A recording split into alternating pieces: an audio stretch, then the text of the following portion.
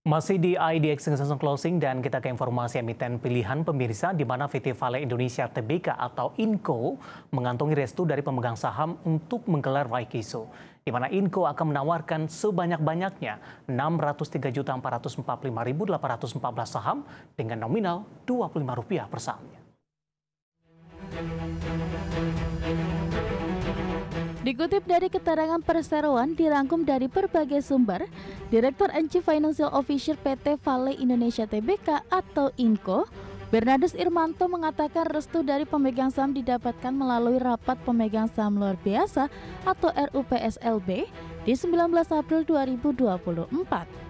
INCO akan menawarkan sebanyak-banyaknya 603.445.814 saham dengan nominal Rp25 per saham.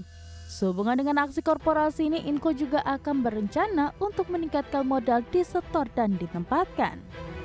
Rights issue ini merupakan bagian dari pemenuhan kewajiban divestasi INCO kepada pemerintah Indonesia yang dilaksanakan PT Mineral Industri Indonesia atau MIND ID.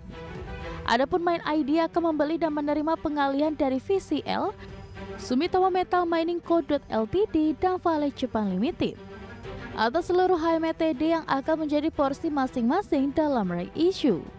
Bersama dengan transaksi saham baru, MIND ID akan membeli dan menerima pengalihan sebagian saham milik VCL, Sumitomo dan Vale Jepang dalam INCO sebagai bagian dari pelaksanaan kewajiban divestasi saham untuk mewakili pemerintah. Setelah penyelesaian transaksi, pengambil alihan MIND ID akan memperoleh saham tambahan sebesar 14% sehingga menjadi pemegang saham tunggal terbesar di INCO dengan kepemilikan saham sekurang-kurangnya 34%. Selanjutnya, setelah penyelesaian transaksi, pengambil alihan MIND ID dan VCL akan menjadi pengendali bersama alias joint controller secara langsung di Vale Indonesia. Berbagai sumber, IDX Channel. Ya, di tengah volatilitas pergerakan harga saham gabungan dan juga di tengah tekanan di sektor energi, INCO salah satunya saham yang hari ini masih mampu bertahan di zona hijau pemirsa, di mana indeks harga saham gabungan hari ini juga mengalami koreksi meskipun di 30 menit pelemahannya lebih ke arah terbatas. Kita akan coba lihat secara teknikal pergerakan saham INCO di sepanjang perdagangan hari ini.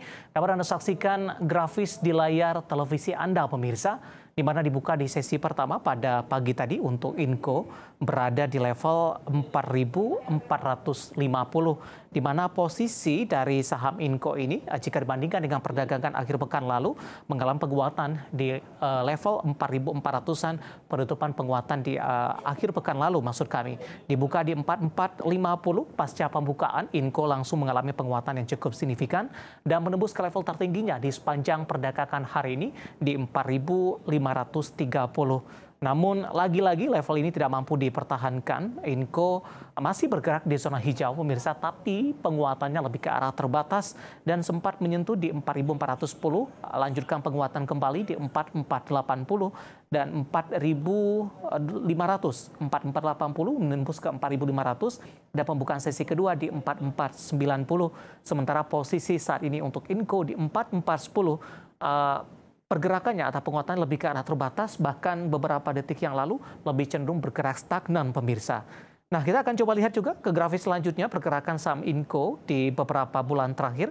Dapat Anda saksikan juga grafis di layar televisi Anda. Dan memang dari grafis saham INCO dalam beberapa bulan terakhir lebih cenderung mengalami tekanan. Karena di perdagangan 20 Oktober, INCO masih diperdagangkan di 5.700-an. 1 November melemah ke level 4.000-an, tepatnya 4.840. Di Desember semakin tertekan ke 4.400, di 2 Januari sempat menguat ke 4.420, namun di perdagangan Februari ini mengalami tekanan yang cukup hebat dan jauh meninggalkan level 4.000-an di 3.660. 1 Maret di 4.100, kemudian pada perdagangan hari ini untuk saham INCO, posisinya sudah berada di 4.400-an, hari ini di 4.530. Nah, bagaimana dari sisi valuasi pemirsa dengan beberapa indikator yang ada? Kita akan coba lihat ke grafis selanjutnya. Kita akan coba lihat dari posisi price to earning ratio-nya sudah berada di 10 kali, tepatnya di 10.57 kali. PSR-nya di 2.35 kali, PBV-nya masih di kisaran 1.13 kali, dan PCFR-nya di 6.89 kali. Ya, kombinasi secara fundamental, teknikal, dan juga dari sisi valuasi, semoga bisa menjadi salah satu referensi untuk Anda.